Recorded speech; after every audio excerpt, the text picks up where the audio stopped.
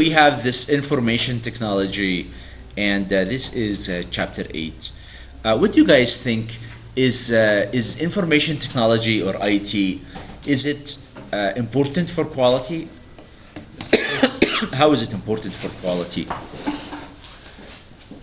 How can you use information technology to improve quality? What charts the monitoring? You know, when you use the charts, when you do monitoring with computer systems, when you do design, remember when if you want to build a quality house, you need to first put it on a paper. Now you can use information technology to put it on a paper. You know, you use AutoCAD and computer aided design and manufacturing and architecture. All of these, they use information technology.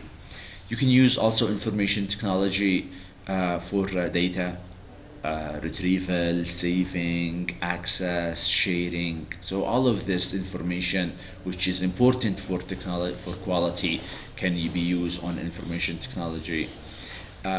Information technology can also help communication. Remember, employees, managers, leaders, so they can use technology in order to share information. If you're a manager with information technology, you can do a lot of control. For example, have you seen those CCTVs, cameras? That's technology now. It allows technology to do better monitoring and control, like fingerprint for attendance. They can use access control, who can go into this room, who cannot go into this room. There are a lot of processes that use technology.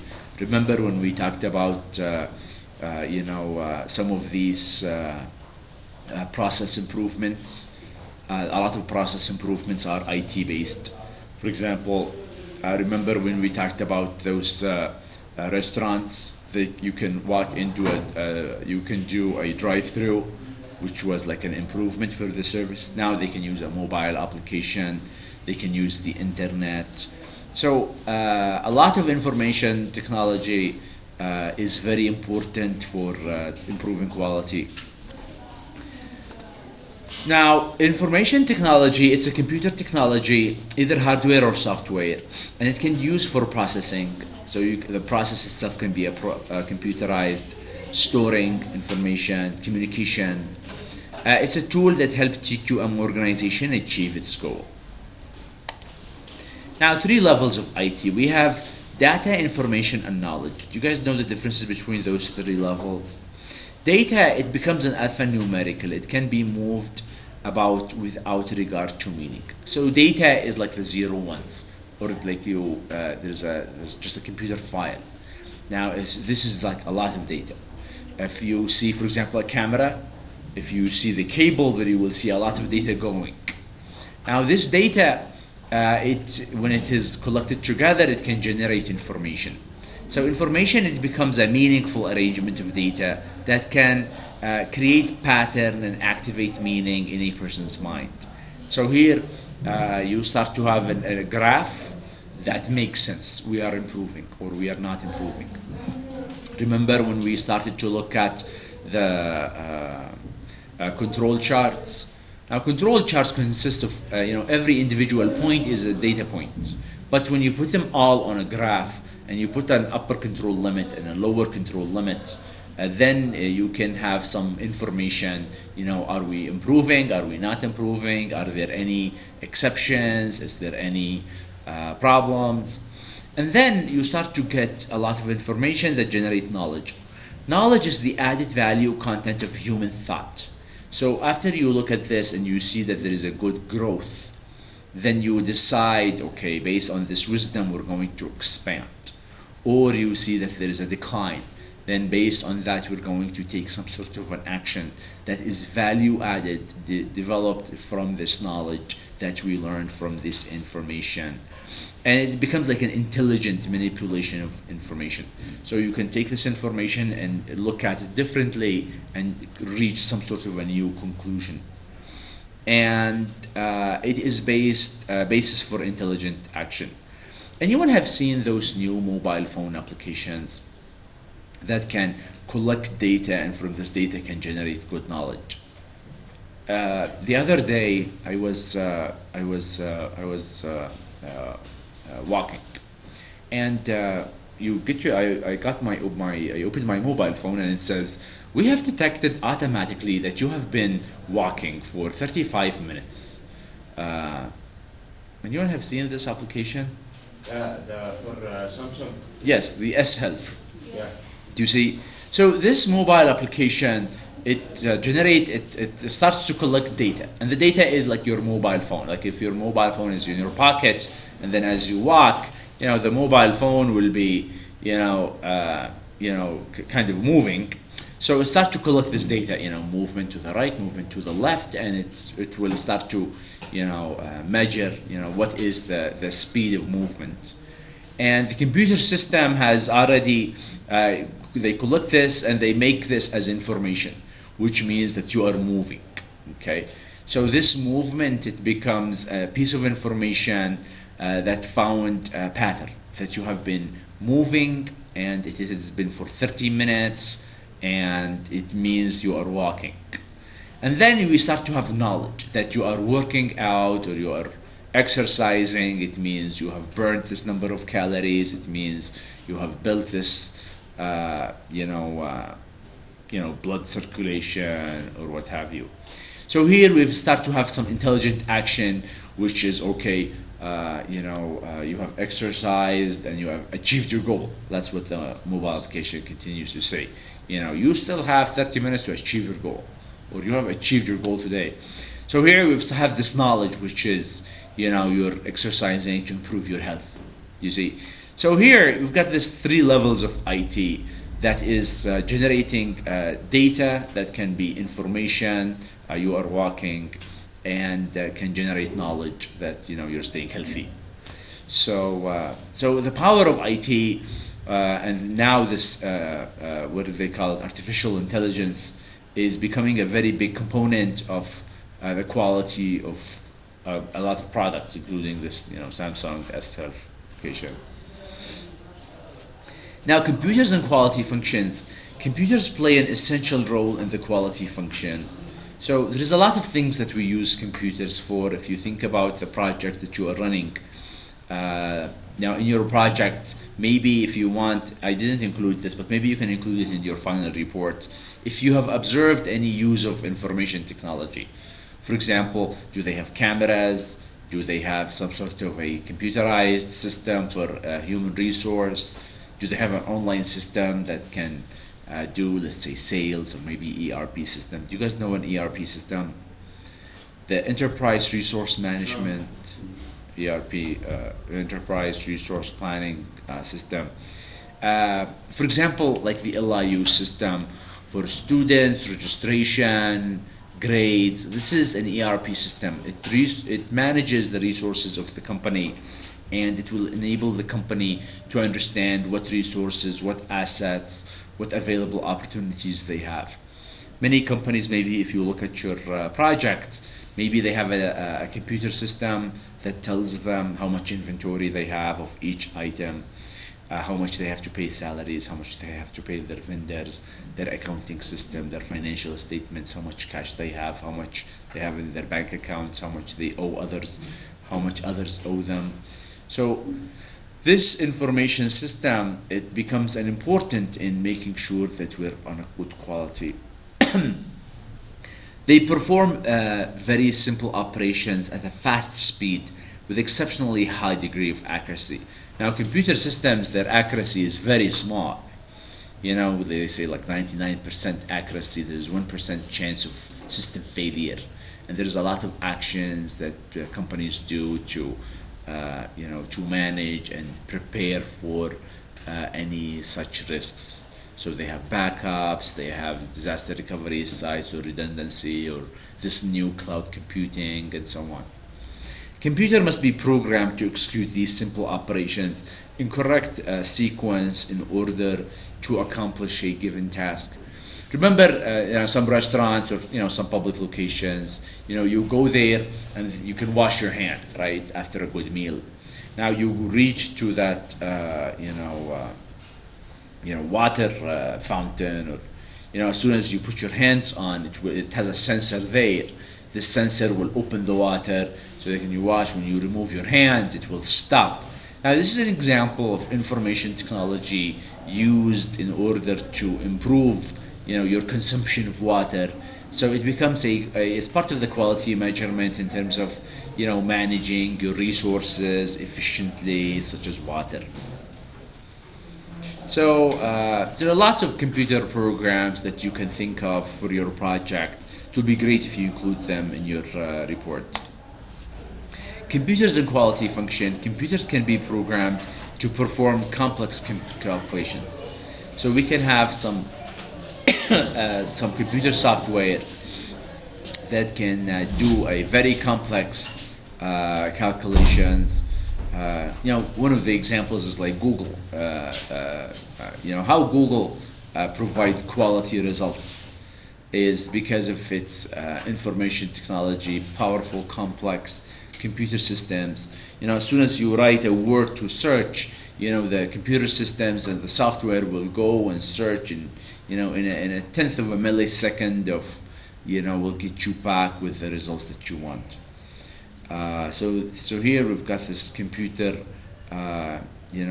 technology for computer companies. But that doesn't mean that only computer companies, improve their quality with IT. But we can also see all sorts of other companies that will use computer technology to improve their quality. It also controls the process or tests. We've talked about these sensors. Do you know the sensors? Do you know what's a sensor? Sensor. A sensor is, remember when you put your hand and the water goes out? That's a sensor. So there is some sort of a computer system that is going to go and check. And then if there's something wrong, it will stop. So this idea of sensors, sensors, if someone walks into the room, then the lights will be turned on. A sensor that says if a car walks from here, then you know that there's a car, then maybe you need to make that red light, go green if there is no one on the other sides on the street. So we've got those radars for car speed. We've got those, passport check controls that is computerized. There's a lot of computer systems that can control any process or test. And also computerized, they can analyze data. So remember when you look at that run chart or control chart.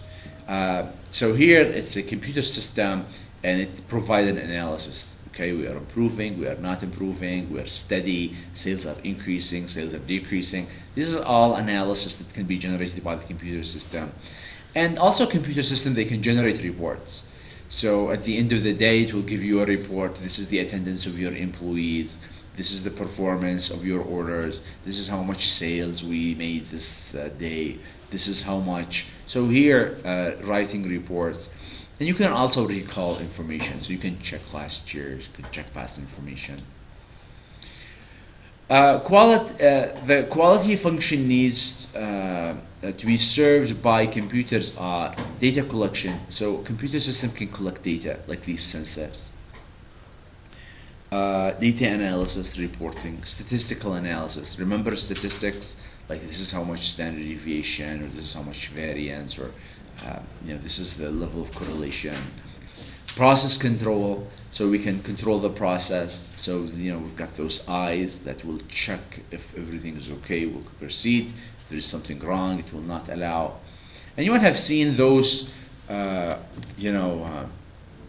sensors.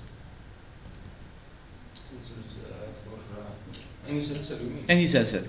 For the cars. Yeah, car sensors, if the door is open, then the lights will be on. The door is closed, and the light will be off. Or when you go back and you will... Yeah, we've got those self-driving cars, right? Have you seen those? Like you can, like on your car, you say, I want to park, then it's got a sensor, so it will check what's car behind you, what's car in front of you, and then will park. Test and inspection. So you can also use information for inspection. So some sensors to check your final product. Maybe for let's say if you're a restaurant, you make these pizzas, then maybe there will be a sensor that's going to stop or maybe give say ding once the 30 minutes have passed. So that's an example of how this computer technology can help. And also system design. Remember when we talked about design, Maybe you design a house, you design a process, you design a assembly line. You can also use the computers to set the procedures or the process. The application form. If an employee wants a vacation, they fill out this. Then the computer system will take this application, send it to the one responsible, and then that's the process maybe. Then the person there, they will get the request. Okay, this person wants to be a leave on Thursday. Then if they approve it, they will find another replacement, and then you see. So it's some sort of a process that can be controlled. So the computer serves as the platform. There's intranet and internet. You guys know the difference between intranet and internet. Like internet is like what we know, the internet worldwide, and the intranet is like within the organization that is going to be able to allow maybe local users inside the company to share information. Information quality issues. So here you want the information to be sufficient, make an intelligent decision. Important to know when enough information has been obtained. So here if I talk about, if we talk about this sufficiency idea is, and I would like to take, let's say, the university system. Like every student, you have your username and password to the system. And then when you walk into the system, there is a sufficient information. You can see all the courses offered. You can see all of your grades. You can see all of your absences. You can see what courses you need to take to graduate, what courses you have finished, and what grades you got, and what's your overall current GPA. So here, there's a sufficiency of information can help the student, let's say, make an intelligent decision. The same system, it allows instructors to walk in. So an instructor will walk in, the instructor will see their courses, what students they have, how many courses they're taking, what courses they provided last semester. They can enter the grades for this semester. They can see the plan for next semester. If the administration walks in, let's say room administrations, they can see what courses are available in what rooms at what times, and they can make sure that all rooms are used for the proper classes, number of students per class, what class size available. The administration, from accounting perspective, they can walk in, say how many students in every class, who paid, who did not pay, how much is remaining, how much is to be collected this semester, next semester, from last semester. Do you see? So another department will walk in, will see, okay, so we have all the, all of the instructors are assigned for these courses. These are the available courses. These are the filled courses. These are the reached maximum number of students per class. These are below the minimum number of students per class. You see, so there's a lot of information, and you've got the sufficiency. This information is sufficient for you to make a decision to create a class, to drop a class, to add a class, to close a class, And then another issue is the accuracy. Now, what happens if this information is not accurate? Then it becomes completely nonsense, right? So you want to make sure that this information quality, it's an accurate information that you can use to make decisions, and it is complete, full, accurate, on time. Now here is like timeliness. So you also have this information on time. So let's say the last day of add and drop. We can revise this information. We can see how many people added, what courses, who dropped what courses, what is the new situation for all of these classes. And from all the different perspectives, everyone can access this information and get the value that they are looking for. And there's also an intellectual property, copyrighted material such as books, movies, and videos. See, so some of the issues with computer systems is the idea of intellectual property. Now, do you guys understand what's intellectual property? Intellectual property is like it's like a legal. Maybe you take it in your business law class. It talks here that there are material that is copyrighted. So this becomes an important issue now with the information technology. Do you guys know how many books today are electronic? There are more electronic books today than there are, maybe hard copy books, and these can be easily shared. How many movies are now not only in theaters, but they're also on the internet, or they can be exchanged or transferred. So this becomes another issue and major challenge for the world. It is becoming a global phenomena of copyright and intellectual properties, and there's also an issue of security. Now, with the expansion of information technology, we've got this security issues, access, privacy, cybercrime. So these become major concerns for the world. Anyone have had an account that was hacked? Anyone have had a hacked account? What happened after it was hacked? Close it. Okay, so someone hacked into your account, they closed it. Did that bother you? Yes. Did you not sleep for a few days because it was hacked? Yes. Okay, do you see? So there are a lot of consequences that has to do with the privacy, and the cybercrime. Now, cybercrime, had been, they say last year's like trillions of dollars that have been, part of the cybercrime. People hack into banks. They do these illegal transfers, money laundering. So there's a lot of cybercrime that can happen with the information technology. So there's always, information technology is great, but at the same time you need to be wary about, some of the other phase of technology, which is, issues of security, cybercrime, and privacy. You guys remember cybercrime? There are like cases like Sony when they were hacked and their database was compromised. Just last December, Yahoo had like over 500 million accounts, passwords compromised, and you see a lot of remember the U.S. election in 2017. They're still discussing the role of hackers in manipulating public opinion. So that's the end of this chapter 9 regarding this information technology. Maybe we will stop here. Then we'll have chapter 10 for next class.